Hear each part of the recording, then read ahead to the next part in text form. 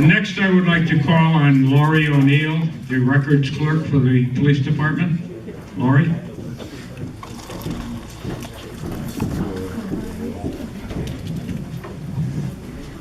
List all the closed cases being pulled. Lying, he solved them all. I'm here actually on a personal note, but I just wanted to, Hold the mic up. sorry. This is my son Daniel. I am Lori O'Neill, and I'm here tonight to say, how do you find the words to thank someone for saving your son? I really don't know how you do that. I want to come here and thank Jay Polke for saving my son Daniel. And Jay will tell you he didn't do anything extraordinary. He just, did what he had to do. But I believe very differently. On April 8th of this past year, my son Daniel had a skateboarding accident. On that day, Jay had been driving behind my son as he rode his skateboard down the middle of the road without a helmet and lost his balance. He fell on the opposite side of the road, and instinctively Jay pulled in front of him so that he would not be hit by oncoming traffic. Jay made Daniel stay still as to not worsen his condition. He called 911 and then called me. Fortunately, it was literally down the street, and as I drove up, I saw my son sprawled on the pavement with blood on his face and pain in his eyes, an image that I'll never forget.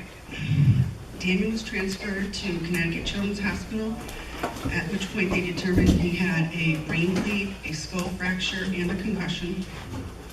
He spent 4 days there. The first 48 hours with a neck brace he threw up every 2 hours on the dot. It was the worst experience I've ever had to go through, thank God. He was constantly monitored while we continued to pray that he would make it through without any major long-term complications. Thankfully, Daniel did fully recover with very minimal long-term effects, and I credit that to God and to Jay Polke. If it weren't for Jay's quick thinking and kind nature, my son may not be here today. So, again, I ask, how do you thank someone for saving your son? I don't know. But I do know that I will forever be grateful. Sorry.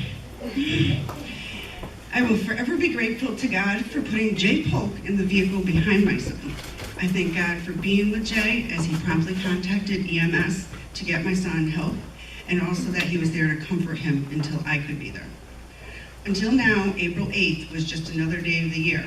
But from now on, April 8th will always be the day that my son was blessed to continue on with his family and loved ones.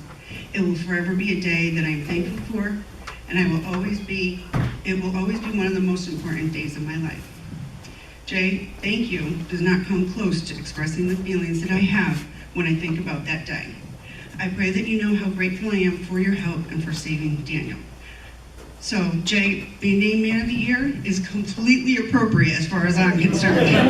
Congratulations.